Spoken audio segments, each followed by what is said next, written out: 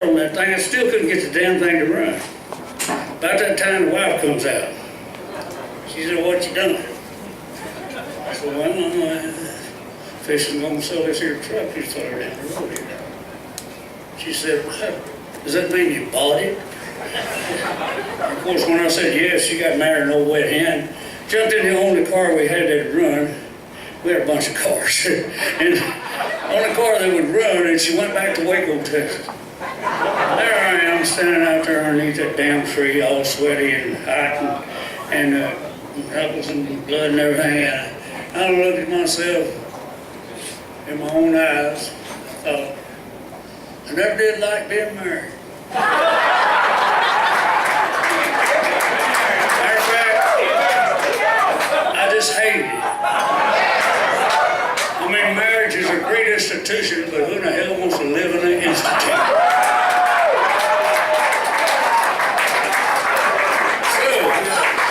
I was so upset about the damn thing that I decided, well, I'm going to put an end to all this.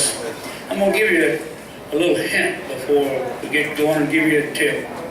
Don't ever play Russian roulette with an automatic. You won't have to hear me say, "I told you so."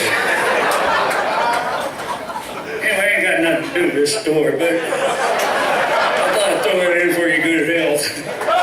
Anyhow, I go walking up to the house. I decide, I'm going to end it all. I laid down on the bed there, got my old hat scrunched on my head and boots on, everything you're supposed to do. Got the gun right up to my head, and I almost done it. I went right over the top of my head and just emptied it in the wall there. So I couldn't shoot no more, and I had to do some explaining about that later. But anyhow, I went on down there and I squared off that damn truck. And I'll be damned if I didn't get it running. And I limped into Nashville, you see, about 30 miles. Limped in this truck. Got up there, this is during the 60s. When the hippies and stuff was out. And then I noticed them all walking around. "Hey, you got to change, you got to change, you got to change. You got to change, sir?" I said, "Well, you know what? I can do that." And I just got my hat. I go say, "Y'all got to change, Eddie? You got to change her?" And they filled my hat up. I filled it up about 3 or 4 times. I had no idea they were making that damn much money. I was so damn happy. But I couldn't figure it out actually why they were so happy. Always going around grinning like a possum eating shit, And I said, this one come up by and I said, "Hey man, I want to ask you something." They're all real friendly. And I said, "Listen, what is it that makes you fellas so damn happy?" He said, "I'll see you something." So he come out of his little man purse with a sheet of paper. It was about the size of a divorce paper. It had stamps all over. Little stamps. It had this fellow with an attaché case. And it's going like this. It's called Natural Man. He said, "Yeah, you just take this and that's do it." I had a beer in my hand. I always walking around with a beer in my hand until they blocked out of me. But anyway, I just take the whole damn thing and scrunched it up, put it there and started it out. He said, "You wasn't supposed to do the whole thing." I didn't think nothing about it because 45 minutes later, it wasn't nothing happening. And I knew I'd done blowed my money on the damn thing. But then a little later, things started getting a little sideways. And the colors and shit was running into each other and stuff, and things wasn't getting together just right. And I'm up on the rooftop, I'm walking around sideways and everything, and I said, I'm gonna die. And I decided my heart wasn't beating right. And I thought, I started blue, and I remembered, hey man, I'm supposed to be breathing. And so I built this little machine inside of it. It had a little BB that went down here and hit this thing at about the right time to make your heart beat. And that's what happened. It beat. You'll do anything to stay alive, man. And anyway, I'm doing this, and I decided, well, if I'm gonna die, I'm gonna die with a bear in my hand. So I managed somehow to get in this store. I'm up on the wall somewhere, you know, reaching way down, got a real long hand.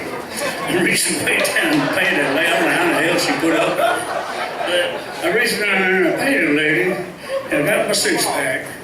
Went outside, went down the street about half a block, sat down on the cement, and started drinking that beer. I got about 3 deep in it, and I was, feeling kind of funny. Meanwhile, all the days and the sun has gone around many times. All kind of crap was happening, you know. People come by and throwing money at me.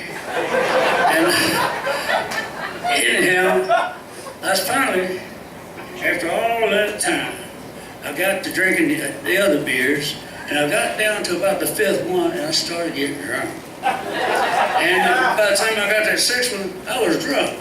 And hey, I could handle that. I've been drunk before.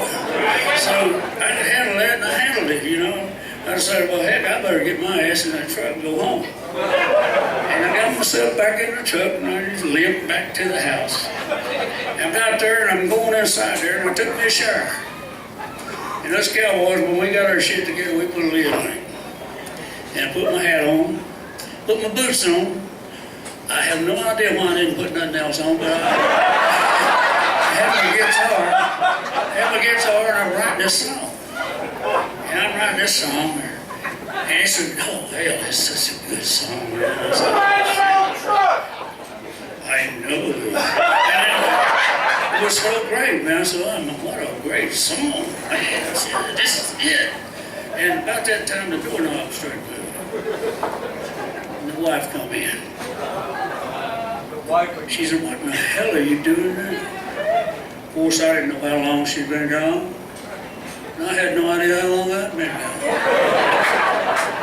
I said, honey, I just wrote the best song ever written. I'm telling you, we're going to buy Nashville. She said, all right, I got to hear it. She always wanted to hear my song. I don't know, I got about a third of the way through with the damn thing.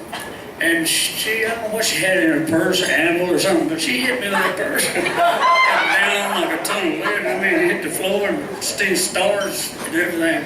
And I heard that car cranking up, she went back to Waco. Anyway, I'm going to have to play this song. It's called, I'm Thinking About Cranking My Ragged Old Truck Up on my ass in the tank.